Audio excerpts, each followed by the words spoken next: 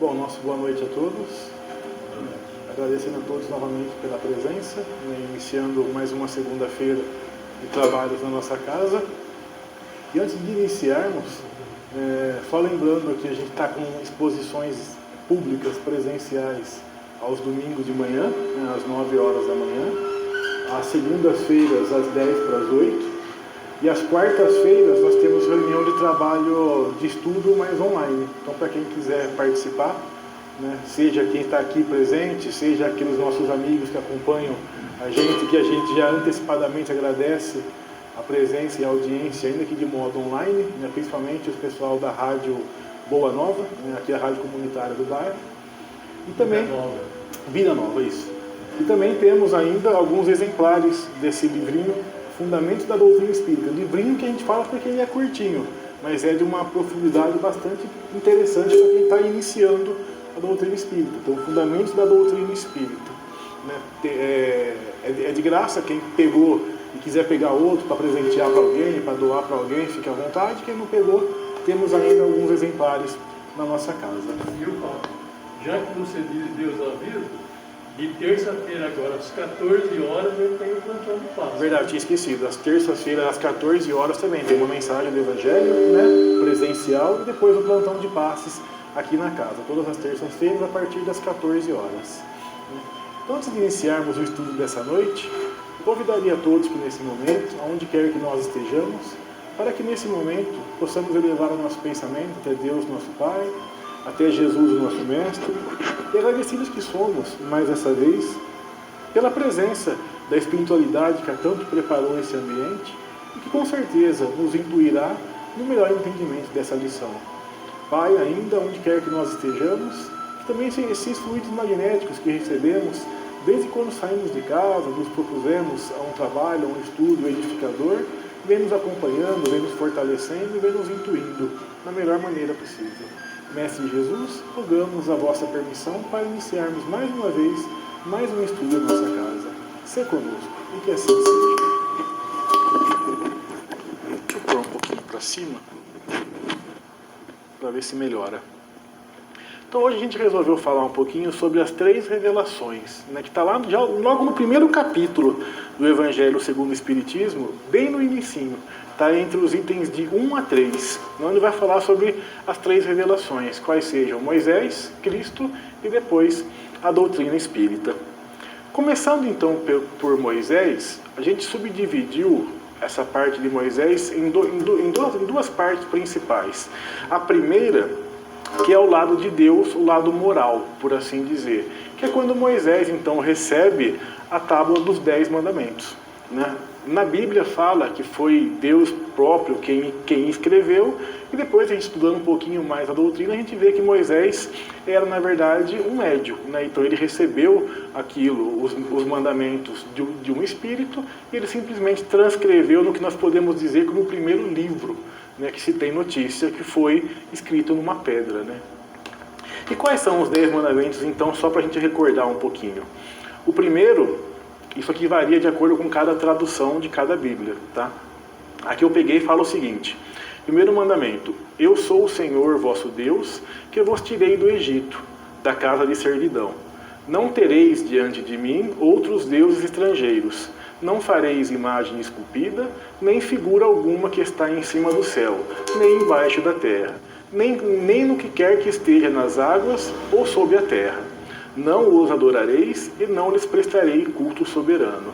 Aqui é interessante que já no primeiro, então ele já começa falando, eu sou o Senhor teu Deus, né? Ou seja, um único Deus. Porque até então acreditava-se ainda em vários deuses, né? O que a gente chama de politeísmo, né? Onde se tinha Deus do amor, Deus da guerra, Deus do sexo, Deus da chuva, Deus da terra, né? Diversos tipos de Deus que se cultuavam, né, até então. Então Moisés veio e unificou tudo em um único Deus. Então eu sou o Senhor teu Deus.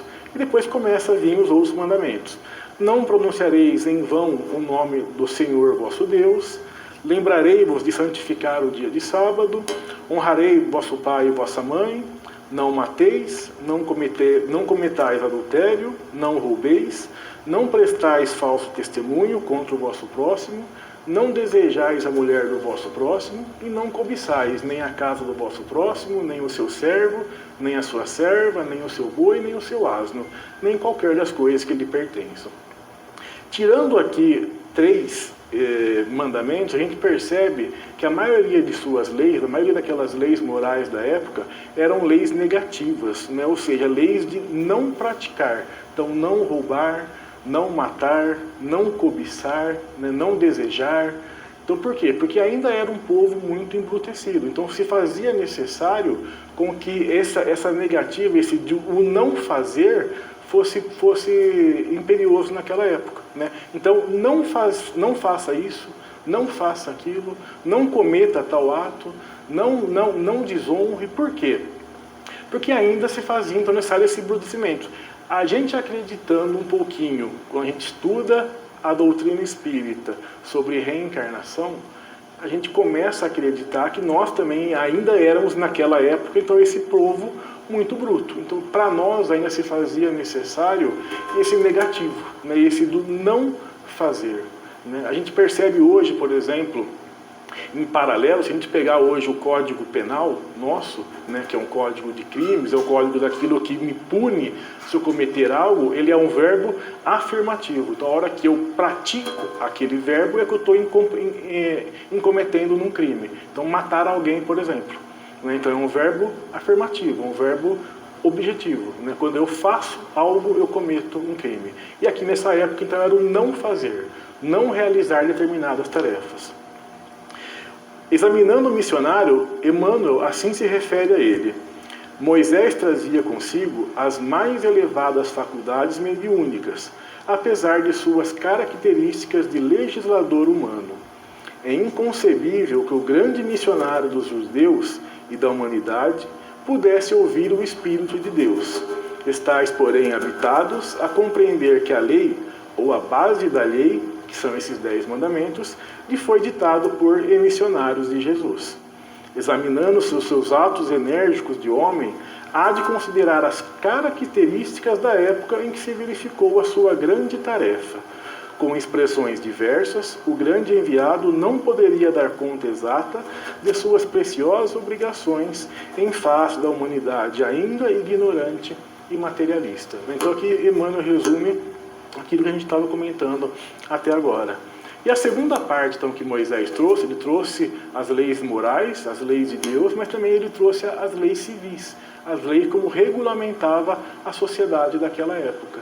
E o porquê disso? Né? Porque também ele tirou o povo e começou a sua jornada, começou o seu trabalho, começou os seus ensinamentos. Então, assim como ele tinha que explicar essas leis morais, ele também tinha que regulamentar como é que era aquela vida em sociedade, como é que se vivia aquele povo tudo junto, o que poderia fazer, o que não poderia fazer, quais eram os castigos, né? E ainda lembrando-se, como era um povo muito ignorante, um povo ainda muito bruto, a sua lei civil ela era muito enérgica, né? Então, ao ponto de, se cometer um crime, poderia ser expulso do local, ou poderia simplesmente vir a causar-lhe a morte, né? Vir a causar-lhe o seu banimento físico, por assim dizer. Ainda era aquela lei famosa do olho por olho, dente por dente, né? A época importante, a época necessária. Por quê? Porque ainda era um povo muito bruto, ainda era um povo que deveria ser convencido e ser apreendido através do medo.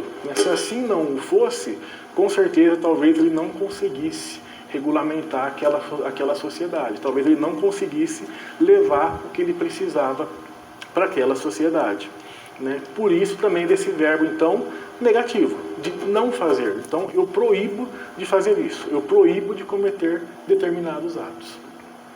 Aí na segunda parte, né, que é a segunda revelação, vem Cristo, né, vem Jesus trazer o seu ensinamento e trazer o modo como deveria viver. É importante lembrar que Jesus ele não veio para destruir aquela lei de Moisés, né, mas ele veio para melhorar ou para aperfeiçoar aquela lei. Né? Tanto que ele resume, por exemplo, uns 10 mandamentos em apenas 2. Né? Que é amar a Deus sobre todas as coisas, isso também varia de acordo com cada tradução, e amar ao próximo como você ama a si mesmo.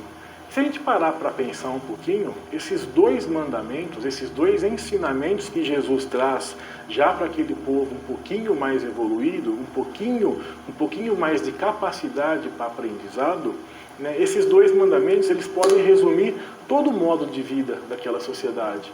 Porque a partir do momento em que eu amo a Deus e eu começo a amar ao próximo como eu amo a mim mesmo, eu não vou cometer adultério, eu não vou matar, eu vou honrar pai e mãe, eu vou amar a Deus sobre todas as coisas, eu vou começar a agir do meu ponto de vista civil, do meu ponto de vista moral, melhor dizendo, de acordo com o que Jesus ensina e também de acordo com o que Moisés passou. Então Moisés, ele sempre falou dessa questão do Senhor seu Deus, de respeitar ao próximo, ainda que de maneira diversa.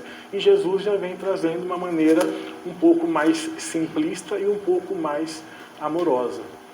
Quanto a Deus, né, Moisés tratava Deus como Senhor, aquele Senhor ainda punitivo, aquele Senhor que punia quem não cumprisse os seus mandamentos ou as suas leis morais.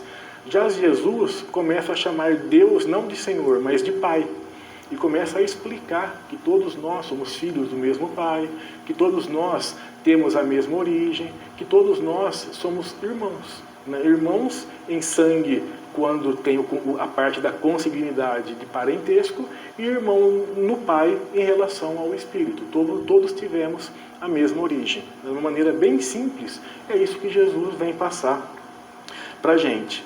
E também Jesus ele trouxe ali uma revolução social naquela sociedade. Porque até então, Jesus já havia sido pré-anunciado ou anunciado anteriormente pelos profetas, como alguém que viria salvar a população, como quem que viria salvar o povo, né? Libertar aquele povo.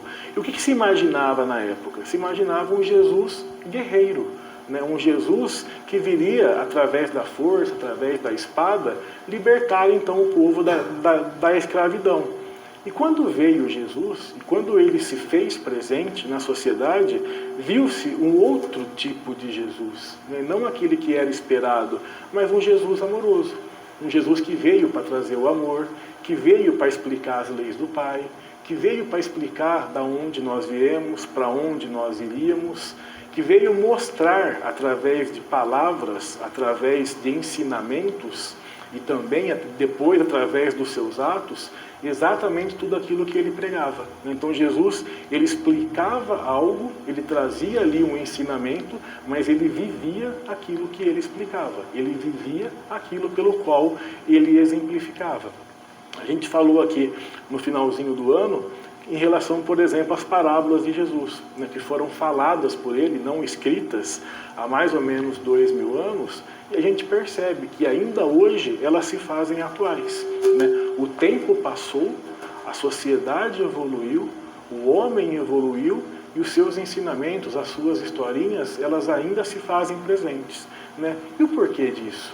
Tamanha profundidade de Cristo, é óbvio, pelos seus ensinamentos, mas também porque nós fomos melhorando. Né? Quando a gente falou, por exemplo, desse livrinho, dos Fundamentos da Doutrina Espírita, para quem está iniciando, se eu ler ele hoje, eu vou ter um ensinamento, eu vou ter um entendimento desse livro. Se eu ler ele daqui a um ano, talvez eu tenha um outro entendimento. Daqui 5 anos eu tenho um outro entendimento. O livro é o mesmo. O que mudou é a forma como eu, por exemplo, Fábio, estou entendendo aquele livro. Por isso que a gente fala, né, na Casa Espírita, o que nós vamos começar a estudar? O livro dos Espíritos. E quando eu terminar? O livro dos Espíritos. Aí quando eu terminar a segunda vez? O livro dos Espíritos de novo. Né? Posso ir complementando a obra, mas ele é a base, ele é o alicerce. E a partir do momento em que eu estudo ele pela 3ª, 4ª, 5ª vez, o meu entendimento é diferente. Por quê? Porque eu já aprendi algo a mais. Eu já consigo extrair daquele livro um entendimento, um ensinamento um pouco mais profundo. E assim também as parábolas do Mestre. Né? Aquilo que ele falou para nós há 2000 anos atrás é a mesma coisa com que eu leio hoje numa Bíblia, por exemplo, mas o meu entendimento e talvez o meu aprofundamento seja um pouco maior do que era há 2000 anos atrás. Isso se chama evolução. Né? Se a gente pegar no Livro dos Espíritos, na questão 625, Kardec pergunta: qual o tipo mais perfeito que Deus tem oferecido ao homem para lhe servir de guia e de modelo? E a resposta é numa única palavra, né? Jesus. E depois Kardec complementa. Disse-lhe Jesus, eu sou o caminho, a verdade e a vida. Ninguém vem ao Pai senão por mim. Isso também está escrito lá em João, no capítulo 14, no versículo 16. Jesus, ele falou de tudo, mas de tudo mais ou menos em termos implícitos. Para ser apreendido o sentido oculto de algumas palavras, teríamos que deter maiores conhecimentos e certo grau de amadurecimento espiritual. Então, o que isso tem de semelhante com Moisés? Moisés trouxe aquele regulamento, aquela parte de punição. Jesus já começa a trazer o amor, começa a trazer a paz, começa a trazer os ensinamentos, mas ainda de uma maneira não muito profunda. Por quê? O povo ainda não estava preparado para aprender tudo aquilo que o mestre tinha para passar. Usando de um simbolismo hoje para o nosso dia a dia, seria a mesma coisa que eu pegar uma criança de 3, 4 anos e for querer ensinar para ela física, química. Ela ainda não está preparada, né? Aquela criança naquele estado evolutivo, né? Lembrando-se que o espírito ele é imortal, né? Mas naquela fase, naquele sentimento, naquela postura de criança, ainda o corpo junto com o espírito não está preparado para esse tipo de ensinamento, salvo, é claro, raríssimas exceções, assim como na época. Também já tinham espíritos que talvez estivessem preparados para um conhecimento mais aprofundado, mas Jesus veio ali para socorrer quem precisava. Jesus foi o médico que veio trazer a cura para aqueles que estavam doentes. E daí não só a doença física, mas principalmente a doença moral. Por isso que ele andava, né, com os pobres, com aqueles estrupiados, por assim dizer, aquelas pessoas que já tinham perdido as suas esperanças. Ele era o salvador daquele povo, nosso salvador. E depois vem, então, a terceira revelação, que hoje a gente entende como a doutrina espírita. Lá no Evangelho a gente lê o seguinte trecho, também dito por Jesus. Se me amais, guardai os meus mandamentos, e eu rogarei a meu Pai, e ele vos enviará outro Consolador, a fim de que fique eternamente convosco, o Espírito de verdade, que o mundo não pode receber, porque não o vê, e absolutamente não o conhece. Mas, quanto a vós, conhecê-lo-eis, porque ficarás convosco e estará em vós. Porém o Consolador, que é o Espírito, que meu Pai enviará em meu nome, vos ensinará todas as coisas e vos fará recordar tudo o que vos tenho dito. Então aqui é importante lembrar desse verbo que ele fala de recordar. Então a doutrina espírita ela também não vem revogar, mudar, anular nenhum dos ensinamentos do Cristo, mas ela vem recordar tudo aquilo que o Mestre passou, tudo aquilo que o Mestre viveu, tudo aquilo que o Mestre deixou de exemplos e aprofundar esses ensinamentos. Por quê? Porque quando começou-se a doutrina espírita, o povo, nós já tínhamos um pouquinho mais de bagagem para poder dar uma aprofundada um pouquinho mais nesses ensinamentos. O Espiritismo é a ciência nova que vem revelar aos homens, por meio de provas, a existência e a natureza do mundo espiritual e as suas relações com o mundo corpóreo.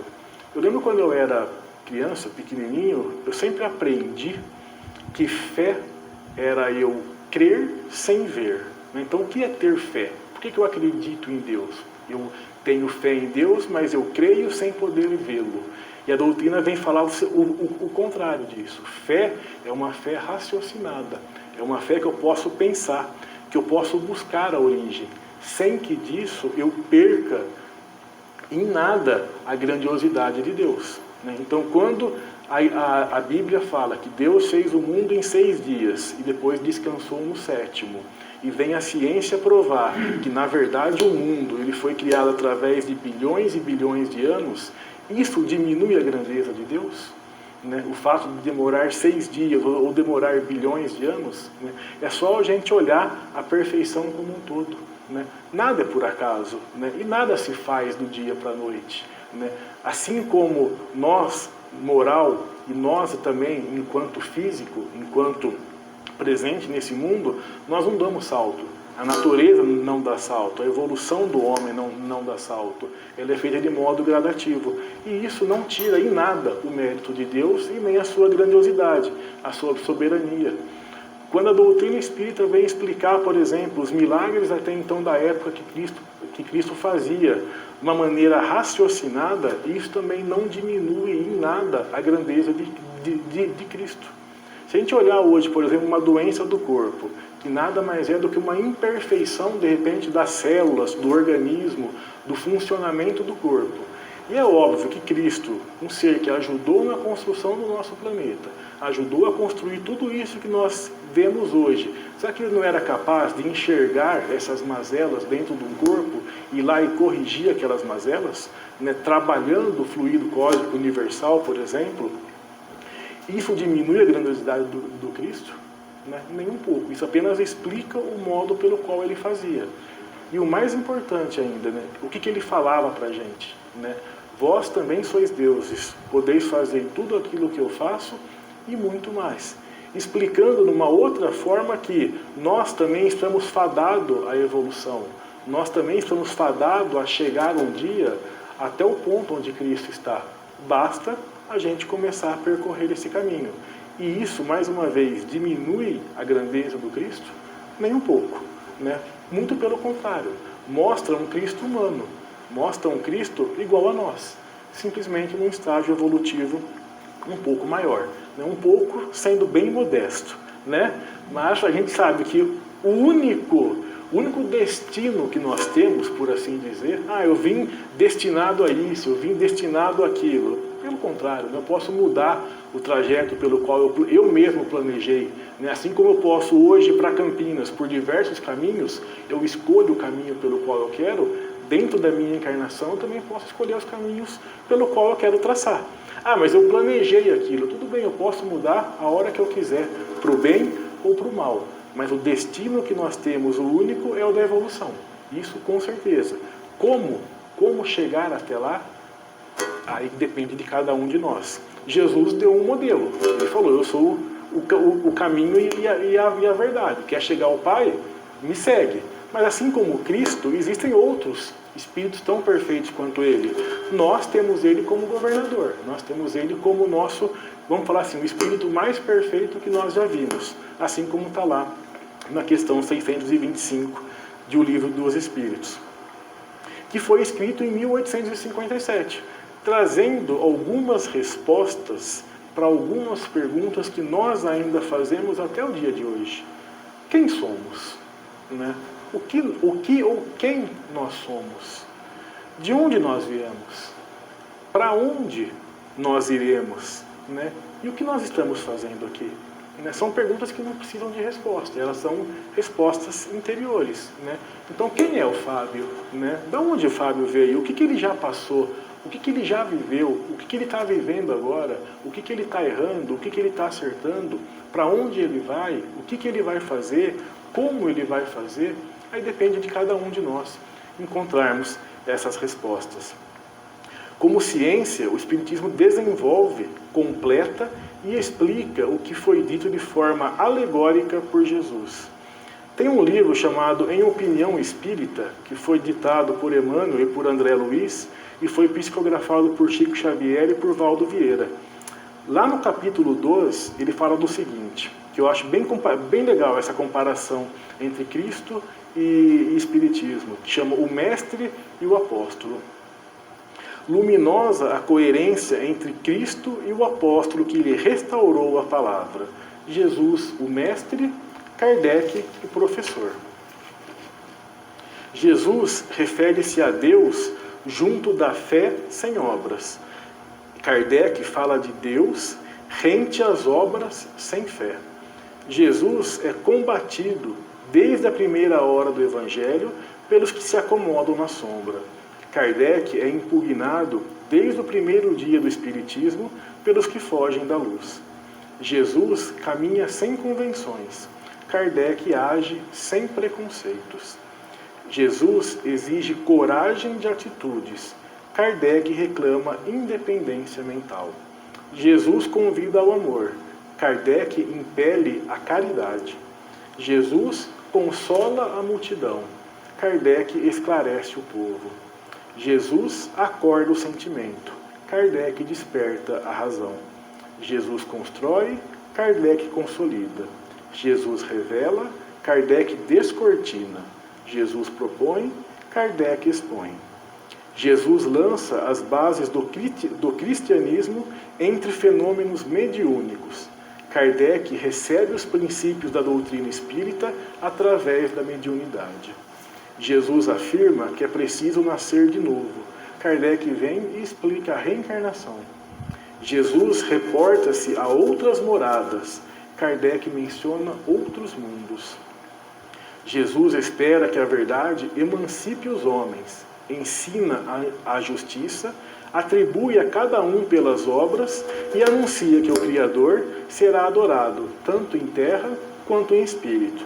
Kardec esculpe na consciência as leis do universo.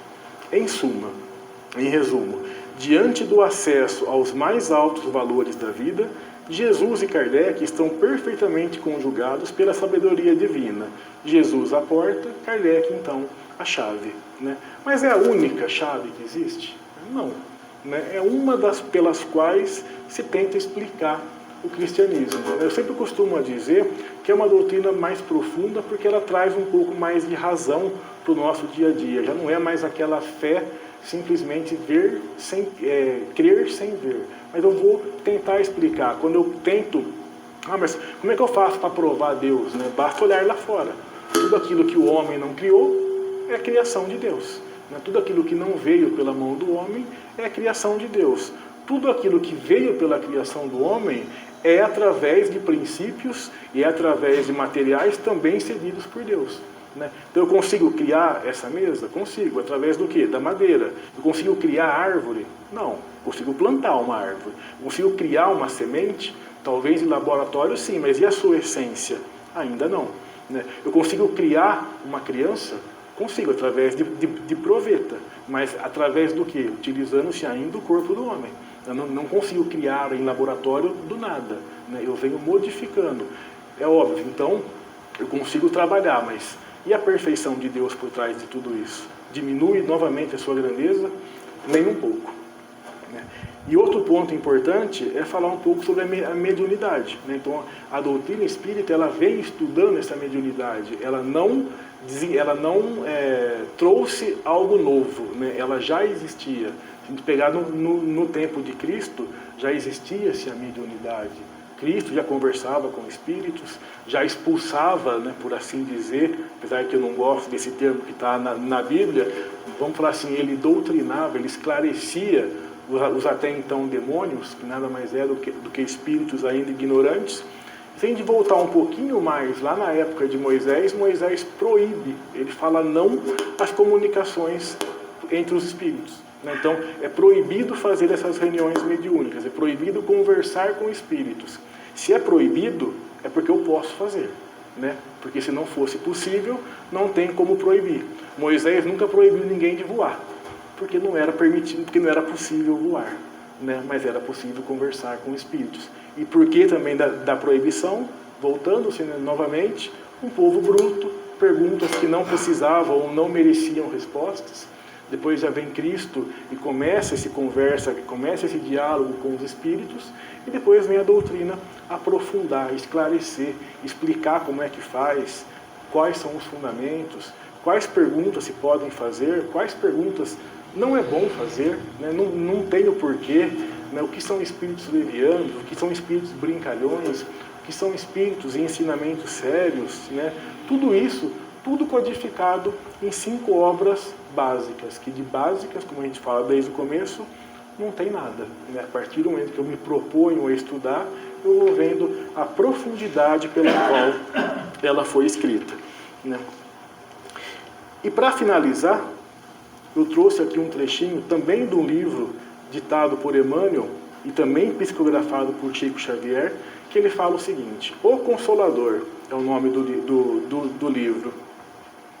Até agora, a humanidade da era cristã recebeu a grande revelação em 3 aspectos essenciais. Moisés trouxe a missão da justiça. O Evangelho trouxe a revelação insuperável do amor.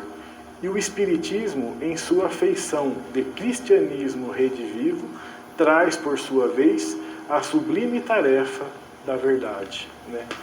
Sempre lembrando, isso também está escrito nos livros da codificação. A partir do momento em que a sociedade evoluir, a doutrina espírita também evolui.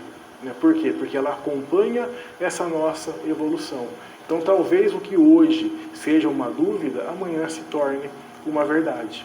Talvez aquilo que eu tenha hoje muita dúvida, talvez eu não esteja preparado ainda para poder entender. Ainda dentro da doutrina espírita. Tem várias e várias perguntas do Livro dos Espíritos em que a resposta fala justamente disso. Né? Ainda não temos palavras para exemplificar, para ensinar alguns ensinamentos, como, por exemplo, qual que é a essência de Deus.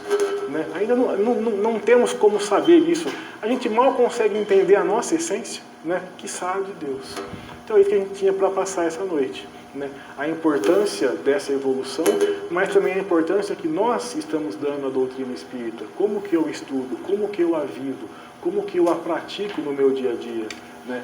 Aqui dentro da casa espírita, às vezes é fácil eu perdoar o irmão, perdoar, né, ser amigo, praticar a caridade, mas e lá fora? Né? E dentro da minha casa, da sociedade, do meu trabalho, da minha escola, da minha rua que eu vivo, às vezes com o meu vizinho, é ali que a gente tem que começar, de fato, a praticar isso que o Cristo falou.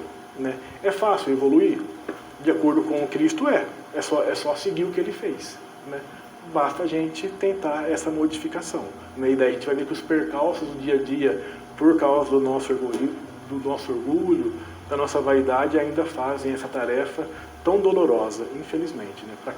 E daí a gente, óbvio, se inclui nela, porque quando a gente fala é o primeiro que escuta e muitas vezes é o que mais erra. Né? Então é isso que a gente tinha para passar essa noite. Muito obrigado pela atenção. Obrigado mais uma vez aqui às pessoas que nos acompanham de modo online. E agora nós vamos para a segunda parte dos trabalhos da casa, que são os passes. Apenas relembrando, né, o uso obrigatório de máscara enquanto adentra a casa de passe. Para quem não trouxe, a casa faz a sessão gratuita dessas máscaras. No mais, muito obrigado a todos.